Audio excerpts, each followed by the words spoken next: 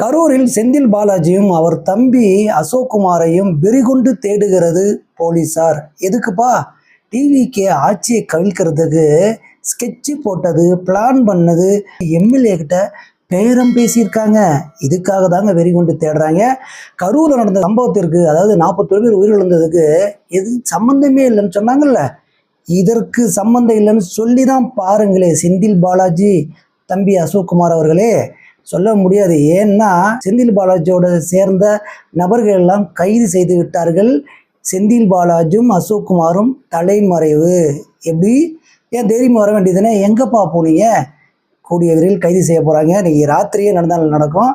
அதுக்கப்புறம் பார்த்தீங்கன்னா தமிழக வெற்றி கழக கூட்டணி கட்சிகளுடன் ஆலோசனை மேற்கொண்டது. அதாவது அடுத்தடுத்த கட்டங்களில் என்ன பண்ணலாம், என்ன செய்யலாம்னு சொல்லி தமிழக வெற்றி கழக தலைவரும் முதல்வருமான விஜய் அவர்கள் நிறைய விஷயங்களை பேசியிருக்காரு. அதில் கூட்டணி கட்சிகள் தலைவரும் நிறைய விஷயங்களை பேசியிருக்காங்க. இதில் எங்கேயும் வராத நம் அண்ணன், அதாவது திருமாவளவன் அவர்களும் வந்துட்டாப்ல. இதில் என்ன நடந்துச்சு அப்படின்றத முழுசாவே இந்த வீடியோவில் நம்ம பார்த்துடலாம். நம்ம கொளத்தூர் முன்னாள் எம்எல்ஏ முத்துவேல் கருணாநிதி ஸ்டாலினும் உதயநிதி ஸ்டாலினும் கல்யாண வீடாக இருந்தாலும் சரி, இலை வீடாக இருந்தாலும் சரி, அங்கே போய் ஒப்பாரி வச்சதை நம்ம தொடர்ந்து பார்த்துக்கிட்டு இருந்தோம்.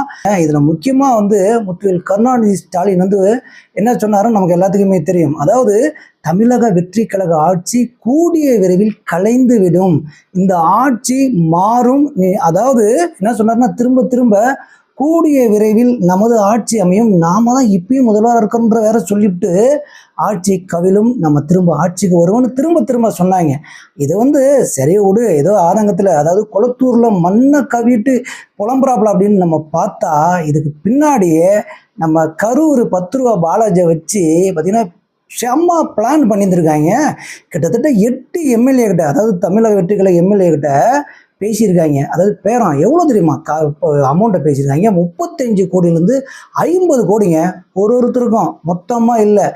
இதெல்லாம் பிளான் பண்ணிக்கிட்டு இருந்ததுனால தான் நம்மால் அப்படியே உணர்ச்சி வசப்பட்டு பொங்கிட்டார். இதே கருணாநிதியாக இருந்தான்னு வச்சுங்களேன், இதெல்லாம் முடிச்சுட்டு அதுக்கப்புறம் தான் பேசுவார்னு வச்சுங்களேன். ஆனால் நம்மால் எப்பயுமே பார்த்தீங்கன்னா தாங்க முடியல, பொங்கிட்டாப்புல.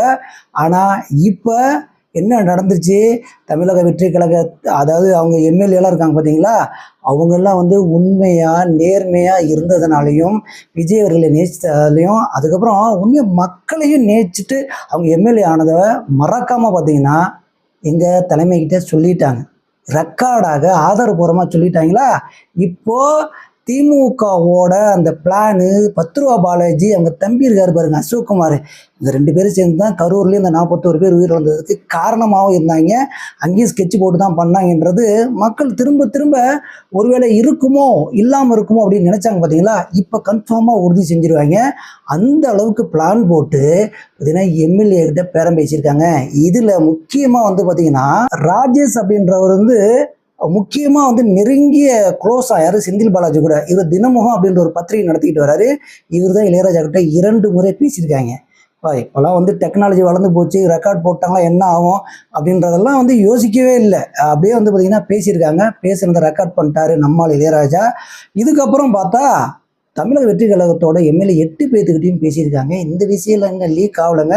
ஒருத்தர்கிட்ட மட்டும் பேசின விஷயங்கள் லீக் ஆகி பார்த்தீங்கன்னா இங்கே திருநாவுக்கரசை பிடிச்சதுக்கப்புறம் இந்த ராஜேஷ் ஸ்ரீனிவாசனை பிடிச்சிட்டாங்க. இந்த 3 பேரும் பிடிச்சதுக்கப்புறம் அடுத்து பார்த்தீங்கன்னா 4 பேர், மொத்தம் 9 பேர் மாட்டிக்கிட்டாங்க. யார்? நம்ம 10 ரூபா பாலாஜியோட பினாமிகள்னு வச்சுக்கலாம். எப்படி? இந்த ஆட்சியை கலைக்கிற பினாமிகள். இவங்க மாட்டினதுக்கப்புறம் இவங்க எப்படிலாம் மாட்டினாங்கன்னா எல்லாமே இந்த டெக்னாலஜி ஃபோன் மூலியமாக தான் வச்சுங்களேன். மாட்டினதுக்கப்புறம் என்னாச்சு? நீதிமன்றத்தில் கொண்டு போய் ஆஜரப்படுத்திட்டாங்க. நீதிமன்ற காவலை வச்சுட்டாங்க. 15 நாள் நீதிமன்ற காவலை வச்சுட்டாங்க. இதில் நீதிபதியை செம்ம காண்டாயிருக்காருங்க. இப்போதான் ஒரு ஆட்சி வந்திருக்குது, 40 நாள் முடிஞ்சு 50வது நாளை தொட்டிருக்காங்க. உடனே இந்த ஆட்சியை கழிக்கிறதுக்கு இவ்வளோ பிளான் பண்ணியிருக்கீங்களா அப்படின்னு சொல்லி பயங்கர காட்டமாகவும் பேசியிருக்கிறான் நீதிபதியும். அப்புறமேட்டுக்கு எத்தனை வழக்கை பார்த்துருப்பாரு. இப்போ இந்த 50 நாளில் எத்தனை வழக்குகள் என்ன நடக்குதுன்னு பார்த்துருப்பாருல்ல. போன ஆட்சிக்கும் இந்த ஆட்சிக்கும் என்ன வித்தியாசம் அப்படின்றத நீதிபதிக்கும் தெரியாமையா போயிடும். வச்சு செஞ்சிருக்காரு நீதிபதி. இப்போ பார்த்தீங்கன்னா செந்தில் பாலாஜியோட தம்பி மீதும் பார்த்தீங்கன்னா வழக்கு பதிவு செஞ்சிருக்காங்க. எஃப்ஐஆரில் அவரு பேரும் பதியப்பட்டிருக்கிறது. ஆனால் கைது செய்கிறதுக்கு திருவல்லிக்கேணியில் தனிப்படை அமைச்சிருக்காங்க. இங்கேருந்து கரூருக்கு போய் பார்த்தீங்கன்னா, அதாவது அங்கே வந்து ஃபார்ம் ஹவுஸ்ல இருந்து டீ கடை வரைக்கும் சல்லடை போட்டு செழிக்கிறாங்க. அசோக் குமாரையும் காணோம். ஆனால் செந்தில் பாலாஜியும் காணாமாங்க, ஓடி ஒளிந்து விட்டார்கள். அதாவது செந்தில் பாலாஜி அப்படியே குங்கும போட்டுலாம் வச்சுக்கிட்டு பார்த்தீங்கன்னா மாப்பிள்ளை மாதிரி வந்து உட்காந்துக்கிட்டு அப்படியே வந்து பார்த்தீங்கன்னா ப்ரெஸ் மீட்டில் சொல்லுவார், அப்படியே நாங்களாம் வந்து பார்த்தீங்கன்னா எதுவுமே தப்பில் அவதூறு பரப்பிட்டு இருக்காங்க, இவங்க வந்து பார்த்தீங்கன்னா என்ன ஆட்சி செய்கிறாங்க அந்த ஆட்சி செய்கிறாங்க, இங்கே சட்ட ஒழுங்கு சரியில்லை அப்படின்லாம் பேசினாரு இல்லை. அதாவது இந்த மின்சாரத்துறையை பற்றிலாம் பேசும்போதெல்லாம் வண்டையாக எடுத்து விட்டாரு. நாங்களாம் ஓடி ஒளியில இப்போ பாருங்க, நாங்கள் வந்து உங்களெல்லாம் பேசி தானே இருக்கிறோம், அறிக்கை விட்டுட்டு தானே இருக்கோம் அப்படின்னு சொன்னார். இப்போ எங்கப்பா காணோம், ஓடி ஒளிந்து விட்டார்கள். நம்ம சொன்னது போல முதல்ல செந்தில் பாலாஜி கைது செய்யப்படுவாங்களா இல்லை அவங்க தம்பி அசோக்குமார் கைது செய்யப்படுவார்களா அப்படின்றது கைது செய்யும் போது தான் தெரியும். ஆனால் 2 பேருமே கைது செய்யப்படுவது உறுதி செய்யப்பட்டு விட்டது. ஏனென்றால் தனிப்படை அமைத்து பார்த்தீங்கன்னா ஆலோசனை நடத்தி முடிச்சிட்டாங்க. ஏன்னா ஆதாரப்பூர்வமாக எல்லா விஷயமும் சிக்கிடுச்சுங்க, இனிமேல் ஒன்றும் பண்ண முடியாது. இதில் இன்னொரு விஷயம் என்னன்னு பார்த்தீங்கன்னா, விஜய் அவர்கள் வந்து ஏன் கரூருக்கு போகலன்னு சொல்லி எல்லாரும் கேட்டுட்டு இருந்தாங்கல்ல. அதாவது அந்த 41 பேர் உயிரிழந்த அந்த குடும்பங்களை சந்தித்து ஒரு ஆறுதலும் சொல்லலை. பார்த்தீங்கன்னா ஏதாவது ஒரு விஷயங்களை திரும்ப ஏதாவது பண்ணுவார் அப்படின்ற விஷயங்களையும் எதிர்பார்த்துட்டு இருந்தாங்க. அது எதுவுமே செய்யலைன்னு சொன்னாங்கல்ல. ஆனால் விஜய் அவர்கள் செந்தில் பாலாஜியை கைது செய்த பின்புதான் நான் கரூருக்கு போவேன்னு முடிவு செஞ்சு வச்சுருந்தாராம். அதே போல் நேற்று பார்த்தீங்கன்னா 10ஆம் தேதி கரூருக்கு போகிறோன்னு முடிவு செஞ்சு வச்சுருக்காங்க. அதற்கு முன்னாடி இந்த ஆதாரங்கள்லாம் கிடைச்சிருச்சு, கண்டிப்பாக கைது செய்யப்படுவது உறுதியாயிடுச்சு அப்படின்னு சொல்லி நம்மளும் வீடியோ போட்டிருந்தோம். இதை வைத்து தான் அவர் இந்த 10ஆம் தேதியை ஃபிக்ஸ் பண்ணியிருக்கான்றதும் தெரியுது. கண்டிப்பாக ஓரிரு நாட்களில் அதாவது செந்தில் பாலாஜி தம்பி அசோக் குமார் அவர்களும் கைது செய்யப்பட்டு சிறையில் அடைக்கப்படுவார்கள். இதில் நம்ம முன்னாள் குளத்தூர் எம்எல்ஏ முத்துவேல் கருணாநிதி ஸ்டாலினும் அவங்க குடும்பத்தை சேர்ந்தவரும், அதாவது உதயநிதி இவங்கெல்லாம் அவங்கெல்லாம் ஒன்றா தானே குடும்பம், இவங்கெல்லாம் லண்டன் போகிறதா இருந்தாங்க. அதாவது இன்ப நீதிக்கு வந்து பார்த்தீங்கன்னா பட்டமளிப்பு விழாவாம். இப்போ உங்களுக்கு பட்டமளிப்பு விழா ஜெயிலில் தான் நடக்க போகுது. ஒருத்தரை கைது செய்ய போகிறீங்க, அது நடக்க தான் போகுது. இப்போது இவங்க பிளான் பண்ணி வச்சுருந்தாங்க 5ஆம் தேதிக்கு மேலே, இன்னும் 5ஆம் தேதி 4ஆம் தேதி நினைக்கிறேன், அதாவது லண்டனுக்கு போகிற மாதிரி பிளான் இருந்துச்சு. இப்போது லண்டனா இல்லை டெல்லியா அப்படின்றது தான் முத்துவேல் கருணாநிதி ஸ்டாலினோட கேள்வியாக இருக்கிறது. இப்படிலாம் நடக்கும் நம்ம எதிர்பார்க்கவே இல்லைப்பா அப்படின்னு சொல்லி புலம்புறது தெரியுது. ஒரே ஒரு விஷயந்தாங்க நான் திரும்ப வந்து சொல்லிகிட்டு இருக்கேன், பேசாமல் அமைதியாக இருந்துட்டு நம்ம வந்து தோல்வியை ஒத்துக்கணும். நம்ம வந்து தோல்வியை ஒத்துக்காமல் ஐயோ என்ன வந்து, அதாவது முக்கியமான இன்னொரு விஷயங்க, ஏன்னா இவங்க தோல்வி ஏன் நம்ம ஒத்துக்கலை, முத்துவேல் கருணாநிதி ஸ்டாலின் வந்து குளத்தூர் தொகுதியில் ஜெயிச்சிருந்தா கூட சரி கொஞ்சம் ஜீர்ணிச்சிருப்பாங்கன்னு நினைக்கிறேன். இவங்க மண்ணக்கா விட்டாங்க பார்த்தீங்களா, அதுவும் ஆதவர்ஜுனா குறிப்பிட்டு சொன்னார், நிர்மல்குமாரும் குறிப்பிட்டு சொன்னார். இதில் வந்து கண்டிப்பாக நாங்கள் முதல்வர் முத்துவேல் கருணாநிதி ஸ்டாலினை குளத்தூர் தொகுதியில் தோக்கடிப்போம்னு சொன்னாங்கல்ல, இதை சொல்லி செஞ்சதுனால அவரால் தாங்கிக்க முடியல போல. பார்த்தீங்கன்னா செந்தில் பாலாஜியை திரும்ப நம்பி மண்ணை கவிக்கிட்டே இருக்கிறாங்க, ஒன்றும் எடுபடலை. கண்டிப்பாக வந்து இந்த திராவிடம் அழிவதற்கு வேறு யாரும் காரணம் இல்லை, இவங்களே தான் காரணம். இவங்க தலையில் இவங்களே தான் மண்ணள்ளி போட்டுக்கிறாங்க. பேசாமல் இருந்து அமைதியாக இருந்து இவங்க வேலையை பார்த்துக்கிட்டு எதிர்கட்சி தலைவராக இருந்தோமா, சட்டப்பேரவைக்கு போனோமா, அங்கே என்ன நடந்துச்சுன்னு பேசணுமா, அடுத்து வந்து இந்த மக்களுக்காக என்னென்ன விஷயங்கள் குரல் கொடுத்தோமான்னு இல்லாமல் திரும்ப இப்போ தான் வந்திருக்காப்புல விஜய் அவர்கள். தமிழக வெற்றி கழகம் இப்போ தான் ஆட்சி அமைச்சிருக்குது, 50 நாள் தான் இருக்குது. சும்மா நொட்டை சொல்லிகிட்டே இருந்தால் மக்கள் உங்கள் வேடியை பார்த்துட்டு இருக்காங்கல்ல, எல்லாம் நடக்கிறதெல்லாம் பார்த்துட்டு இருக்காங்கல்ல, இது சும்மா விடுவாங்களா? நீங்கள் ஆட்சியை கவிழ்த்தாலும் 234 தொகுதியிலும் விஜய் அடித்து உங்களாம் தும்சம் பண்ணிடுவாப்புல. தேவையில்லாத வேலைலாம் திரும்ப பண்ணிட்டு இருந்தீங்கன்னா திரும்ப என்ன ஆகும்னா மண்ணக்க வேண்டியது தான் வரும். அடுத்ததாக பார்த்தீங்கன்னா தமிழக வெற்றி கழகத்தோட கூட்டணி கட்சிகளுடன் முக்கியமான ஆலோசனைகளும் முக்கியமான முடிவுகளை பற்றியும், அதாவது முடிவுகள்லாம் ஆலோசனை கூட்டத்தில் பேசப்படுவதை பற்றி முடிவுகளையும் எடுப்பதற்கு ஒரு ஆலோசனை கூட்டம் நடந்துச்சுன்னு வச்சுங்களேன். அந்த ஆலோசனை கூட்டத்தில் வைகோ முதல் இங்கே வந்து பார்த்திங்கன்னா காங்கிரஸின் தற்போதைய தலைவரான மாணிக்கம் தாகூர்லேருந்து பார்த்திங்கன்னா அன்னை திருமாவளவன் வந்து பார்த்திங்கன்னா சோபா மாடல் ஆட்சிலாம் சொல்லிட்டு இருந்தாங்க பார்த்தீங்களா. ஒன்றா எதுக்கு எடுத்தாலும் இந்த முத்துவேல் கருணாநிதி ஸ்டாலினும் உதயநிதியும் சோபா மாடல் ஆட்சின்னு சொல்லிடுறது.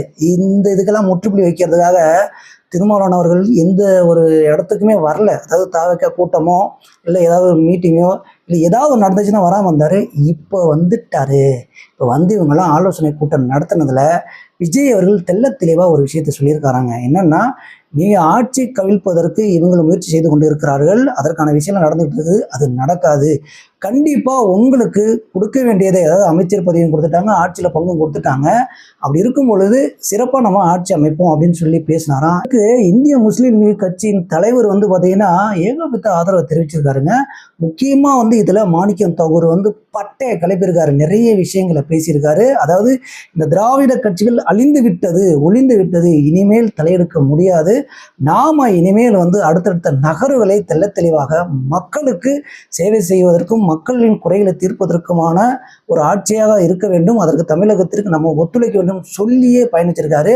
இதில் வைகோ அவர்கள் வந்து ஒரு விஷயத்தை வந்து என்ன பண்ணுறது, வைகோ அவர்கள் வந்து திமுக இருந்தாலுமே நிறைய விமர்சனம் செஞ்சுருக்கிறோம். இருந்தாலும் அவர் ஒரு விஷயத்தை கூறியிருக்காரு, என்னால் தலை நிமிர்ந்து இந்த இடத்தில் பேச முடியவில்லை, அந்த அளவுக்கு நான் தவறு செய்து விட்டேன் அப்படின்ற மாதிரி ஒரு விஷயங்கள்லாம் கூறியிருந்தாரு.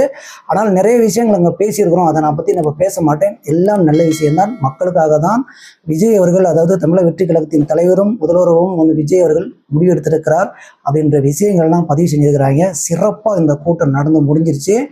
இப்போ இன்னொரு விஷயம், முத்துவேல் கருணாநிதி ஸ்டாலினும் உதயநிதி ஸ்டாலின் என்ன சொன்னாங்க, எங்கள் கூட்டணியில் இருந்தவங்க தான் வந்து பார்த்தீங்கன்னா தமிழக வெற்றி கழகத்துக்கு போயிருக்காங்க, அதனால தான் ஆட்சி அமைச்சிருக்காங்கன்னு சொன்னாங்க.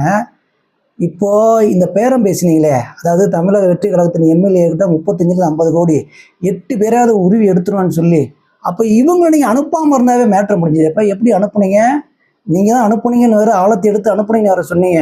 அதில் வந்து சிபிஐ சிபிஎம் வந்து என்ன சொன்னாங்க, கம்யூனிஸ்ட் கட்சிகள்லாம் நாங்களாக தான் முடிவெடுத்தோம், இங்கே பார்த்தீங்கன்னா ஐயுஎம்எலும் இந்திய முஸ்லீம் லீக் கட்சியும் நாங்கள் தான் முடிவெடுத்தோன்னு சொன்னாங்க. இதெல்லாம் இல்லை, நாங்கள் தான் அனுப்பணும்னு சொல்லி யார் முத்துவேல் கருணாநிதி ஸ்டாலினும் உதயநிதியும் சொன்னாங்க. ஆனால் இங்கே நடந்தது, இப்போ நடந்ததெல்லாம் என்ன தலைவரே, அப்போ நீங்கள் இவங்கெல்லாம் தானாக விரும்பிதான் தமிழக வெற்றி கழகத்திற்கு போயிருக்கிறார்கள், கூட்டணி அமைத்திருக்கிறார்கள், ஆட்சி அமைப்பதற்கு உதவி செஞ்சிருக்கிறார்கள், அதாவது மக்களுக்காகவும் தமிழக வெற்றி கழக தலைவர் விஜய்க்காகவும். அப்போ இங்கே 8 எம்எல்ஏக்களை பேரம் பேசுனது எதுக்கு, அப்போ ஆட்சி கவிழ்க்கிறது தானே. அதுவும் இப்போ சோழி முடிஞ்சு போச்சு, என்னது முடியல ஐயா, கைது வரைக்கும் போயிடுச்சியா. இப்போ அடுத்தடுத்து உங்களுக்கு, அதாவது மத்திய அரசும் ஒரு விஷயம் பண்ணிகிட்டு இருக்கிறது, மத்திய அரசும் சில விஷயங்களுக்காக வேலை செஞ்சுட்டு இருக்கிறது. இதில் எச்சரிக்கை இருக்குமா இல்லையா, விஜய் ஆட்சிக்கு வந்து தாங்க முடியாமல் சுரிஞ்சுக்கிட்டே இருந்தால் ரத்தம்தான் வரும், கட்டு போட்டாலுமே பிச்சு எடுத்துடுற அளவுக்கு நீங்கள் அப்படியே ஒரு மாதிரி ஆயிட்டீங்க, ஏதோ ஆயிரப்போகுது. அடுத்ததாக வந்து பார்த்தீங்கன்னா ஏடிஎம்கேலேருந்து எம்ஆர் விஜயபாஸ்கர் அவர்களுமே வந்து தமிழக வெற்றி கழகத்தில் இணைய போகிறார்கள், அதாவது இன்று இணைய போகிறார்கள்ன்றது நியூஸ் வந்தது, நமக்கு எல்லாம் தெரியும். ஆனால் வந்து இவங்களோட சேர்ந்து ஒரு 10-20 பேர் வருவாங்கன்னு நினச்சாங்க. ஆனால் 200 பஸ்ஸில் அவங்களோட ஆதரவாளர்கள்லாம் கூட்டு வந்து தமிழக வெற்றி கழகத்தோட இணைஞ்சிட்டாருங்க. ஒரு பெரும் படையே வந்ததை பார்த்துட்டு இந்த பக்கம் வந்து எடப்பாடியார் அவர்கள் வந்து டயர்டாகி போனது தான் மிச்சம். இதில் வந்து பார்த்திங்கன்னா என்ன ஆட்சி விஜய் நடத்தி கொண்டு இருக்கிறார், இந்த ஆட்சி கவிழ வேண்டும் அப்படின்னு சொல்லி அவரும் ஒரு பக்கம் சொல்கிறாருங்க. எடப்பாடியாருக்கு நம்ம ஆல்ரெடி சொன்னோம், இருக்கிற மரியாதை கொஞ்சம் கொஞ்சமாக இறங்கிட்டு வருதுன்னு. இப்போ வந்து ஒட்டுமொத்தமாக முடிஞ்சு போச்சு அப்படின்னே சொல்லலாம். ஏன்னா ஒரு நியாயத்தன்மை வேணும். ஏடிஎம்கே டிஎம்கே கூட்டணி சேர்ந்து ஆட்சி அமைக்க போகிறாங்கன்ற ஒரு விஷயம்லாம் வந்தது பார்த்தீங்களா. இதெல்லாம் எந்த அளவுக்கு ஜீர்ணிக்க முடியாத ஒரு விஷயம்னு பாருங்கள். இவங்க எந்த எல்லைக்கும் போவாங்கன்றது நல்லாவே தெரிஞ்சிருச்சு. ஆனால் தமிழக வெற்றி கழகத்தின் ஆட்சியை இவங்க கவிழ்க்க முடியாது, ஒன்றும் பண்ண முடியாது. கவிழ்ந்தாலும் திருப்பி எலெக்ஷன் வந்தாலும் இவங்க 2 பேர் மண்ணை கவ்வாங்க, தோல்வி முடிஞ்சு போயிடும். இதில் சீமான் வேற வந்து அடிக்கடி ஒட்டு ஊதிட்டு இருக்காப்புல. என்ன சொல்கிறது, நாம் தமிழர் தொண்டர்கள்லாம் கொஞ்சம் பாருங்கப்பா. ஏன்னா எதற்காக அவர் குரல் கொடுத்தாரு, இப்போ எங்கே போயிட்டுருக்காரு, சாட்டை வந்து பொய்யா சொல்லிட்டு இருக்காப்புல. அதாவது பார்த்தீங்கன்னா கல்குவாரியெல்லாம் மூடியாச்சுன்னு சொல்லி ஒரு உத்தரவு பிறப்பிச்சாங்க, அதாவது சட்டத்துக்கு விரோதமான கல்குவாரியெல்லாம்.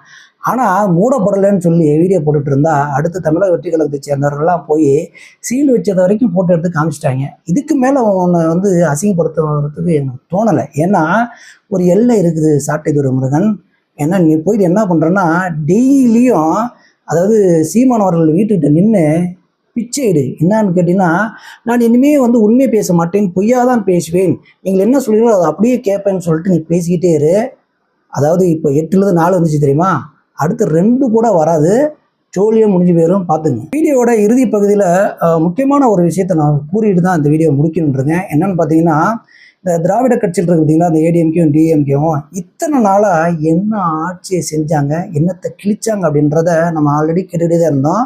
இப்போ வந்து மக்களுக்காக ஆட்சியாக வந்து செய்யணும்னு இவங்க வந்து பார்த்தீங்கன்னா இவங்க கொள்கை கோட்பாடுகளோட ஒரு கழகத்தை வந்து உருவாக்கி திராவிட மாடல்ன்றாங்க.